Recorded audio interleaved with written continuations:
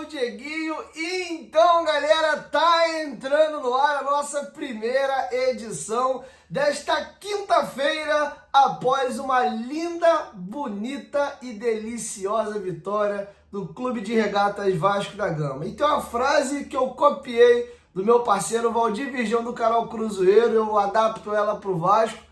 Quando o Vasco ganha, o mundo fica da hora. Ele fala que quando o Cruzeiro ganha, o mundo fica da hora. E fica mesmo, irmão. Coisa linda fica o dia quando o Vascão ganha. Quando o Vasco ganha 4 seguidas, então, esquece que hoje tem gol do Pablo Verratti. A fase tá tão boa que a gente tá conseguindo vencer até sem os gols do Pablo Verratti, né?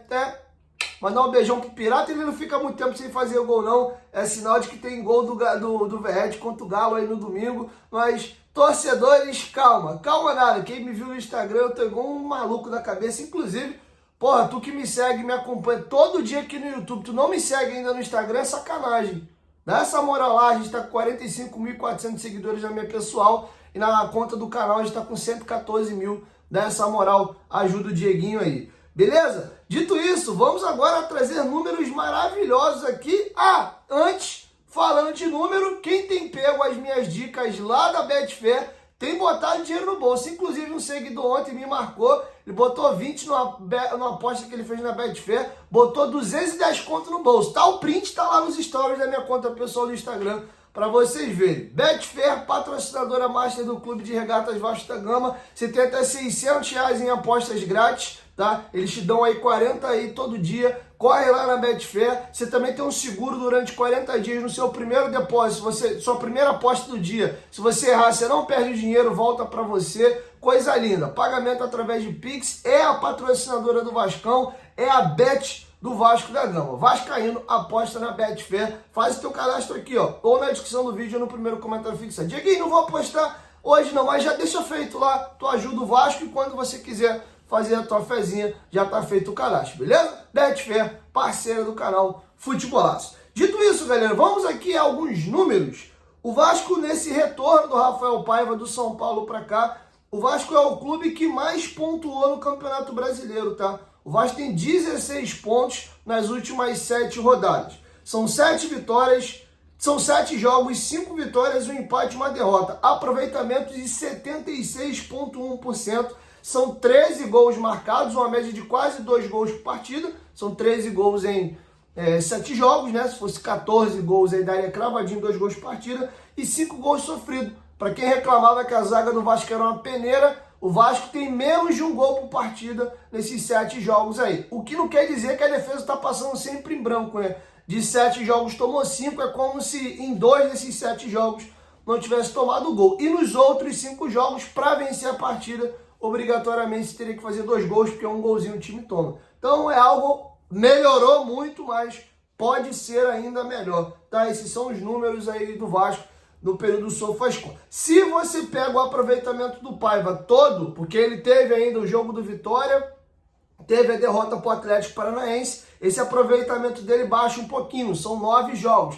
E em 9 jogos ele ainda tem 70,3% de aproveitamento. Só quem tem um aproveitamento melhor do que ele no campeonato é o Arthur Jorge, treinador do Palmeiras, com 70,5%. O Abel Ferreira tem um aproveitamento de 64,7%, tá? Bizarro aí o aproveitamento dos Gigantes da Colina sobre o comando do Rafael Paiva. Quem também tá jogando muita bola é o nosso Big Cacanante, que foi eleito ontem pela Betano o craque da partida, tá? Ele inclusive saiu na seleção do torcedor, ele e o Michael entraram na lista aí, que a votação popular, o Michael um dos zagueiros e o Matheus Carvalho um dos volantes. Senti falta do PH na lateral direita. Até para mim o melhor jogador do Vasco ontem foi o PH. Mas vamos aos números aqui do Matheus Carvalho desde o São Paulo para cá.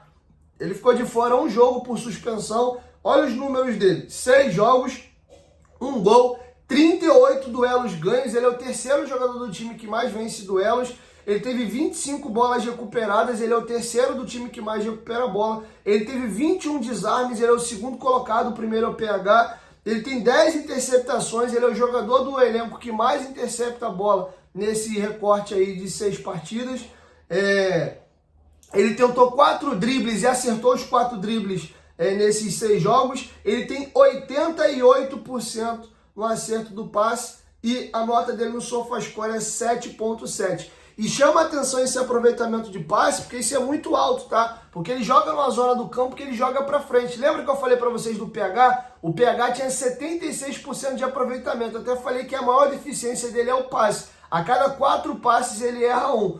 O Matheus Carvalho, ele tem uma média de a cada 10 passes ele acerta 8 ou 9, porque é 88, é quase já 90. Então a cada 10 passes, de 8 a 9 ele acerta. O PH de cada 4... ele acerta 3 e erra 1. Tem uma diferença importante aí. E ele joga na posição que tem a bola o tempo inteiro no pé. E o Carvalho tenta muito esses passos para frente. Parabéns ao Cocão, tá bem demais, tá? Agora vamos aqui falar um pouco da partida. Gostaria de...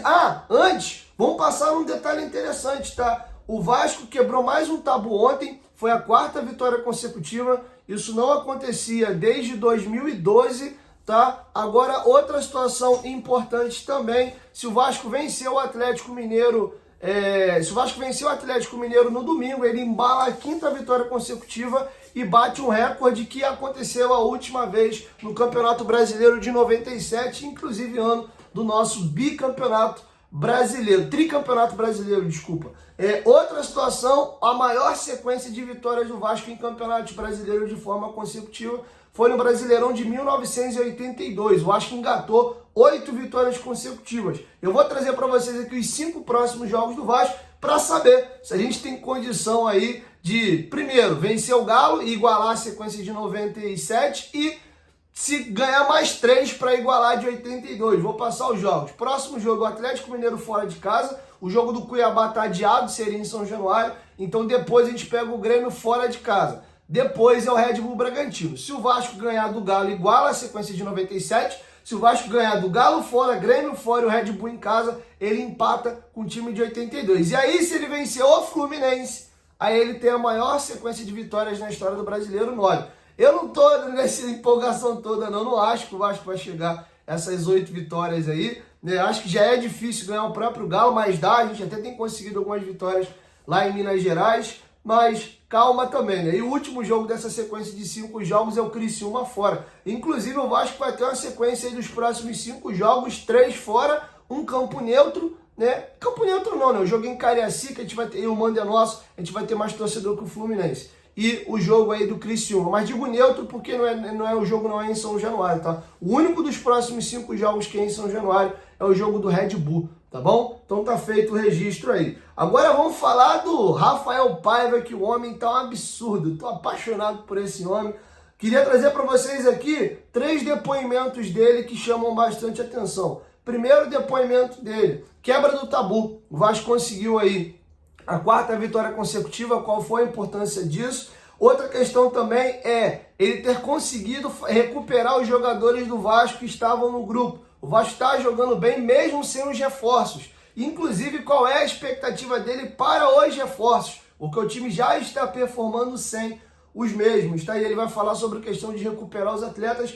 E para finalizar, ele vai falar de algo que o incomodava. O Vasco hoje é um time que procura ter mais a bola e consegue jogar. O Vasco era um time que jogava muito feio e se defendia o jogo inteiro. E ele vai falar sobre essa nova mudança do Vasco, esse novo momento de ter um DNA mais ofensivo. Com vocês, Rafael Paiva. Sobre o tabu, acho que pra gente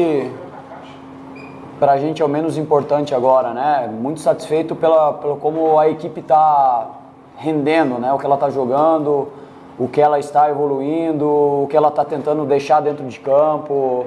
E para mim isso é mais importante, né? Os tabus são legais aí pra gente conversar e debater, mas o determinante é a forma como a equipe está jogando, como respondeu no jogo de hoje.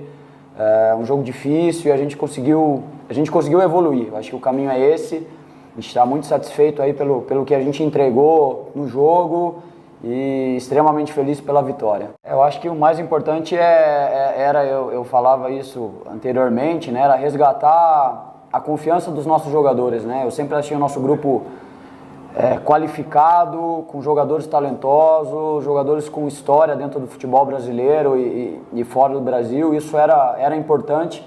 A gente sabia o que a gente tinha dentro de casa e a gente conseguiu fazer a confiança voltar a jogar futebol de alto nível e lógico que a gente está no caminho, tem que melhorar muita coisa ainda, mas a gente está correspondendo, né? Eu acho que isso é mais importante. Acho que Coutinho, Payet, Emerson, Alex, Souza, são jogadores que vão pegar um ambiente melhor, são jogadores extremamente qualificados, experientes, tenho certeza que eles vão agregar muito pra gente e a gente vai tentar não perder o que a gente conquistou, o equilíbrio da nossa equipe e é um caminho que a gente tem que percorrer ainda para continuar pontuando e eu tenho certeza que a gente vai conseguir continuar evoluindo independente de quem jogue. Me deixava muito entristecido quando a gente jogava e só defendia, né? Jogava por uma transição, por uma bola parada, isso é uma coisa que a gente conversava muito internamente com o grupo e a gente sabia que a gente tinha potencial para ser mais do que isso. E hoje foi um jogo que a gente conseguiu ter um volume ofensivo maior, a gente conseguiu criar pelos corredores, pelo centro, finalizações fora da área, jogadas individuais, e é tudo que a gente sabe que o Vasco sempre fez, né?